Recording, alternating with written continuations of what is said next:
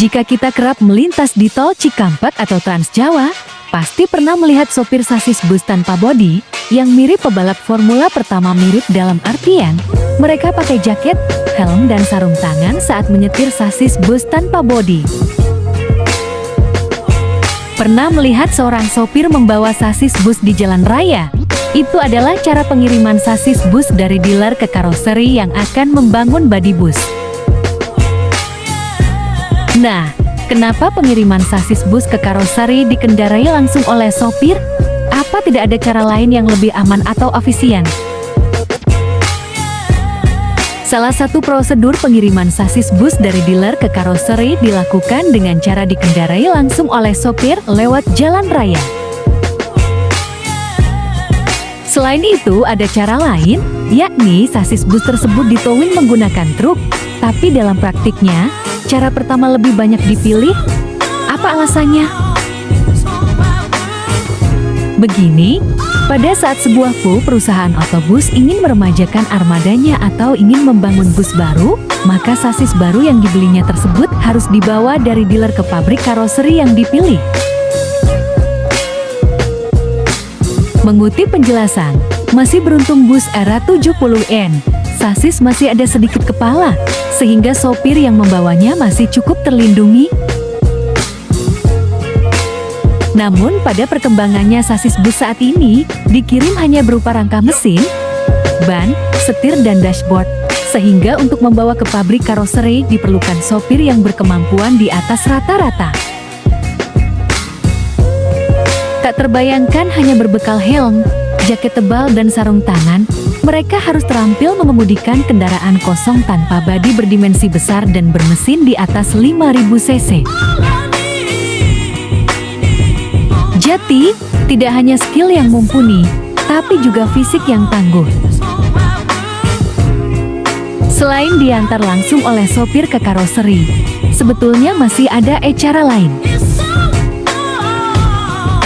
Caranya, sasis ditowing menggunakan truk, tetapi dalam praktiknya cara pertama lebih banyak dipilih. Pembuatan bus terdiri dari bodi dari karoseri dan sasis dari pabrikan. Biasanya untuk sasis bus dengan model ladder frame, diantarkan langsung dari pabrik ke karoseri lewat jalur darat. Prasetyo Adi, Deputy GM, Product Division PT Hino Motor Sales Indonesia, mengatakan, memang benar pengantaran sasis ladder frame dari pabrik ke dealer atau karoseri dilakukan dengan cara dibawa jalan atau disetir. Sasis dikirim bisa dari pabrik langsung ke dealer atau karoseri. Bisa juga dari dealer ke karoseri, ucap Prasetyo. Selama ini prosedur pengiriman sasis bus baru dari dealer ke karoseri, sebagian besar memang dilakukan dengan cara dibawa langsung memakai sopir. Hal ini khususnya berlaku untuk bus dengan tipe sasis ladder frame. Bentuk fisik sasis ladder frame menggunakan dua buah baja berbentuk kotak yang memanjang sejajar seperti tangga. Di bagian tengahnya terdapat besi penguat dan jalur kelistrikan. Sasis bus ini sudah paten alias fix, atau tidak bisa dimodifikasi lagi, sehingga untuk proses pengiriman ke karoseri, memang harus dikendarai langsung lewat jalan raya.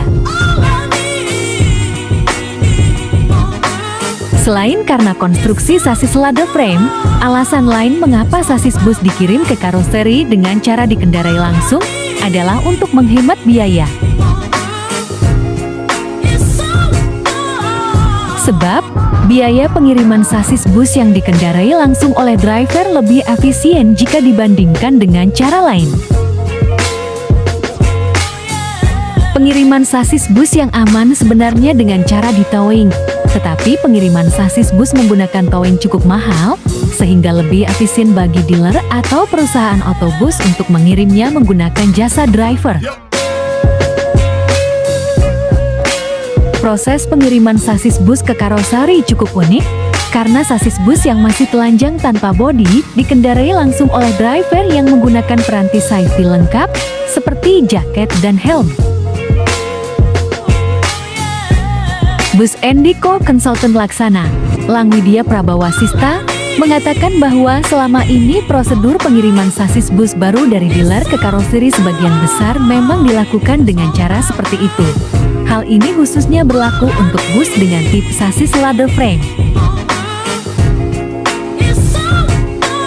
Direktur Operasional White House Group, Romi Firmangustri, mengatakan biaya pengiriman sasis bus yang dikendarai langsung oleh driver lebih efisien jika dibandingkan dengan prosedur towing. Pengiriman sasis bus yang aman sebenarnya dengan cara ditowing, dan mungkin kalau di Indonesia belum semuanya ada layanan itu, paling ada 1-2, itu pun susah nyarinya.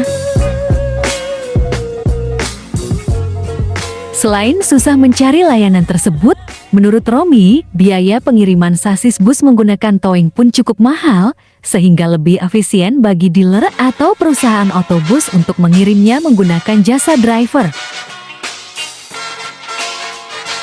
Selain itu, pabrikan juga menyarankan agar pengemudi beristirahat cukup dan mengikuti batas kecepatan.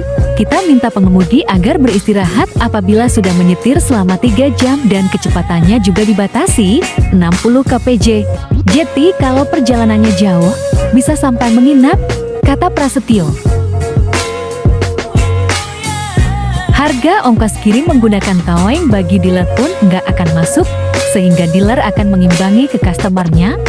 Jadi, rata-rata semua yang pakai cara itu, istilahnya digojekin. Sebagai informasi, ada beberapa tipe sasis bus ladder frame yang biasa dikirim dengan cara dikendarai langsung oleh sopir, seperti Mercedes-Benz SO 1526, F917, F1623, Hino R260, R285, R260S, FG190, FB130, MDBL, Mitsubishi V84BC, dan Isuzu Everest 190, Anki-Ir. Sementara itu, untuk bus dengan tipe sasis modular, proses pengirimannya bisa digendong atau ditowing pakai truk ekspedisi. Hal ini karena sasis modular lebih fleksibel. Selain itu, sasis bus ukuran medium juga bisa digendong atau ditowing menggunakan truk ekspedisi.